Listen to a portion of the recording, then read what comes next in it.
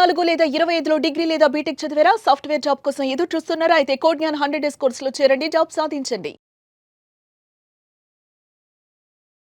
నమస్తే, welcome to Suman TV. నేను మీ anchor Shri. November మాసంలో ద్వాదశ రాశుల వారికి ఏ విధంగా ఉండబోతుంది అండ్ అలాగే ఏ సందర్భాల్లో జాగ్రత్తలు తీసుకోవాల్సిన అవసరం ఉంది, వీటి గురించి క్లియర్గా విశ్లేషణ ఇవ్వడానికి మనతో పాటు ఉన్నారు వేదిక ఆస్ట్రాలజర్ ఉమా గారు. అడిగి తెలుసుకునే ప్రయత్నం చేద్దాం. నమస్కారం ఉమా గారు. నమస్తే అమ్మా. వృషభ రాశి వారికి నవంబర్ మాసంలో విద్యాపరంగా, ఆరోగ్యపరంగా, సంతానపరంగా, విదేశీపరంగా ఎలా ఉండబోతుంది, ఏ ఏ సందర్భాల్లో జాగ్రత్తలు తీసుకోవాల్సిన అవసరం ఉంది?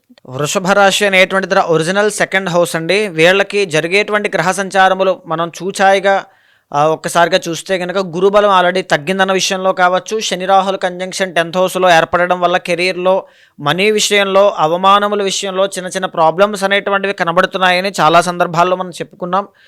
ఈ నవంబర్ మాసంలో నడిచేటువంటి గ్రహ సంచారాల ఆధారంగా ఏ విధంగా ఉంది అంటే, ముఖ్యంగా వృషభ రాశి వాళ్ళకి మనం చూస్తే అండి 6th హౌస్లో ఇప్పటి వరకు యోగిస్తున్నటువంటి రవిగ్రహ సంచారము నవంబర్ 17 తర్వాత వృశ్చికంలోకి వెళ్ళడం వల్ల అది 7th హౌస్ అవడం వల్ల రవి బలము అనేటువంటిది 17th తర్వాత ఉండదు. కాబట్టి 17th లోపులోనే ఏ పనైనా పూర్తి చేసుకునే విధంగా ప్రయత్నాన్ని, పనుల్ని, వ్యవహారాల్ని అప్పటికి మీరు షెడ్యూల్ చేసుకోవడం చాలా మంచిది. కుజగ్రహ సంచారము కూడా 7వ స్థానంలోకి వెళ్తోంది. ఎప్పుడు అంటే అక్టోబర్ 26వ తారీఖు దగ్గర నుంచి డిసెంబర్ 6వ తారీఖు వరకు కూడా ఈ కుజుడు అనేటువంటి ఆయన మేజర్లీ వృశ్చిక రాశిలోనే సుమారుగా 40 రోజుల పాటు ఉంటారు.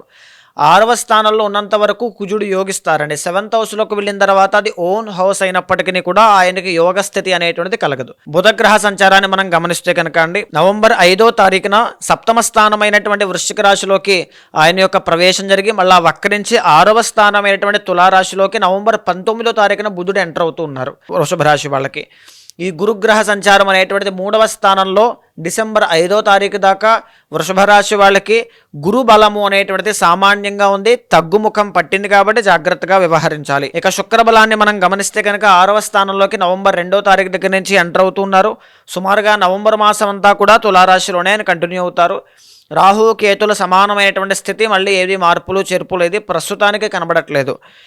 శని అనేటువంటి ఆయన మీనరాశిలో ఉన్నప్పటికీ కూడా పూర్వభాద్ర నక్షత్రం మీద ఎంటర్ అవ్వడం వల్ల కుంభరాశిలో ఉంటే ఎలాంటి ఫలితాలు ఉంటాయో అలాంటివి కూడా ఇస్తూ ఉన్నారు. అయితే మేజర్లీ ఈ నవంబర్ మాసానికి మొత్తానికి మనం చూస్తే అండి వృషభ రాశి వాళ్ళకి 4 గ్రహాలు యోగిస్తున్నాయి అని చెప్పచ్చు.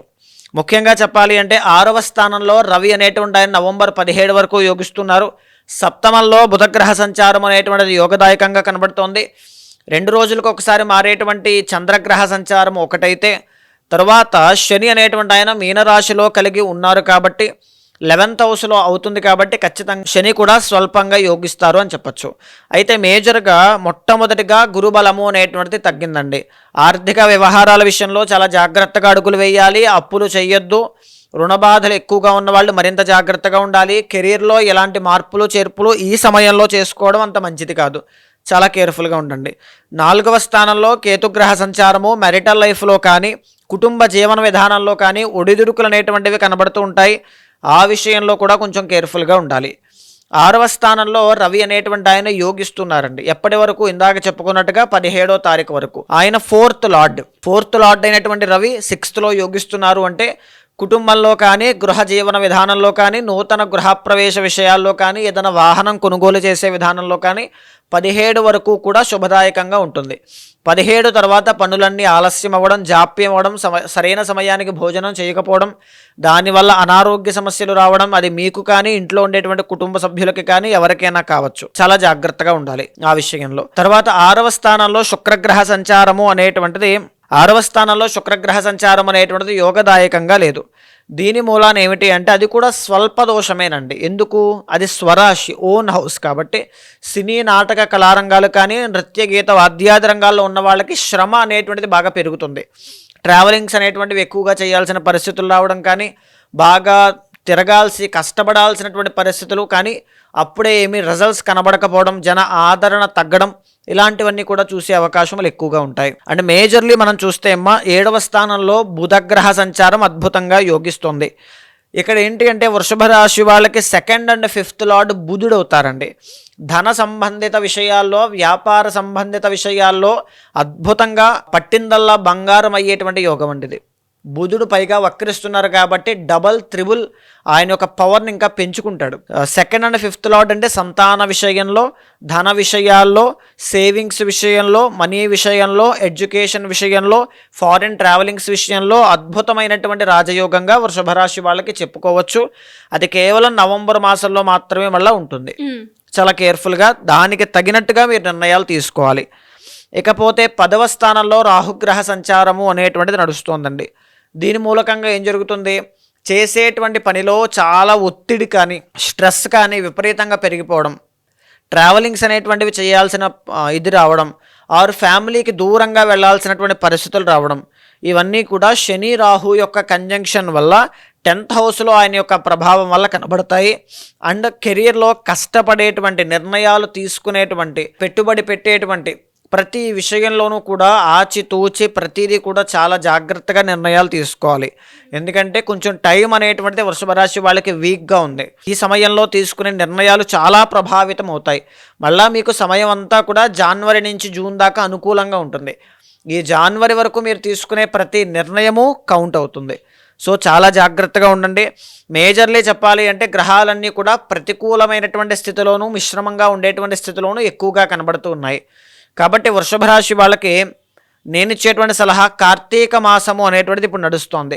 ఈ కార్తీక మాసంలో శివ ఆరాధన ఎక్కువగా చేయండి. శుక్రవారం నాడు శివుడికి తామర పుష్పములతో కానీ, నీలపు కలువ పుష్పములతో కానీ అర్చన చేయడం, అభిషేకం చేయడం, లేకపోతే అష్టోత్తరము కానీ ఏదైనా సరే భక్తిపూర్వకంగా ఇంట్లో చేసినా, ఆలయంలో చేసినా చేయాలి. దీనివల్ల ఏం జరుగుతుంది అంటే అఖండమైనటువంటి ఐశ్వర్యం పడుతుందండి. మనీ విషయంలో కానీ, సక్సెస్ విషయంలో కానీ, గురుబలం విషయంలో కానీ తిరుగులేనటువంటి జీవితాన్ని, భవిష్యత్తుని చూస్తారు.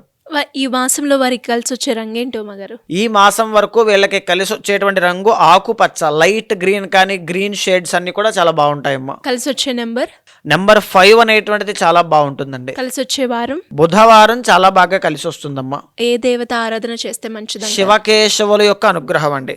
కార్తీక మాసం శివకేశవుల యొక్క అనుగ్రహం, దీంతో పాటు బుధుడు కాబట్టి అండ్ గురుబలం రెండూ కావాలి కాబట్టి శివకేశవుల యొక్క అనుగ్రహం, శివాలయానికి, విష్ణాలయానికి కార్తీక మాసంలో ఫ్రీక్వెంట్గా వెళుతూ ఉండడం వల్ల పాజిటివ్ ఎనర్జీ వల్ల మీరు ఖచ్చితంగా అనుకున్న పని సాధించే అవకాశాలు ఎక్కువగా ఉంటాయండి. అంటే మీరు అన్నట్టుగానే ఉమ్మగారు, ఇంకా ఎవరికైనా కూడా వాళ్ళ యొక్క ఇంటర్నల్ చార్ట్ ప్రకారంగా కనుక మీ దగ్గరకు వచ్చి వాళ్ళు ఏదైతే సమస్యను ఎదుర్కొంటున్నారో దానికి పరిష్కారం చేసుకోవాలి అనుకునే వాళ్ళు ఎవరైనా కూడా మిమ్మల్ని అప్రోచ్ అవ్వాలి అంటే ఏ విధంగా ఉంటుందంటారు? తప్పకుండా అండి. అలాంటి వాళ్ళు ఎవరైనా సరే మీకు కింద కనిపించే నెంబర్కి కాల్ చేస్తే మా వాళ్ళు మీకు పూర్తి వివరాలు అందిస్తారండి. ఇప్పుడు మనం మాట్లాడుకునేటువంటి ప్రతి అంశము కూడా గోచారానికి సంబంధించినటువంటి అంశము. పర్సనల్ చార్ట్ అనేటువంటిది చాలా డిఫరెంట్గా ఉంటుంది. మీ యొక్క ఆయుష్ కానీ, ఆరోగ్యము కానీ, విద్య కానీ, మెరిటల్ లైఫ్ స్టేటస్ కానీ, సంతానము అనేటువంటి విషయం కానీ, ఎవ్రీథింగ్ అన్నీ కూడా అక్కడ మనం కూలంకషంగా చర్చించుకోవచ్చు, మంచి చెడులు చూసుకోవచ్చు. సో రెండింటినీ సమన్వయం చేస్తూ ఏదైనా దోషాలుంటే శాంతి పరిహారములు ఆచరింపచేసి భగవత్ అనుగ్రహం కలిగేలా చేస్తాను. థ్యాంక్ యూ మగారు. Thank you so. నమస్తే అమ్మ.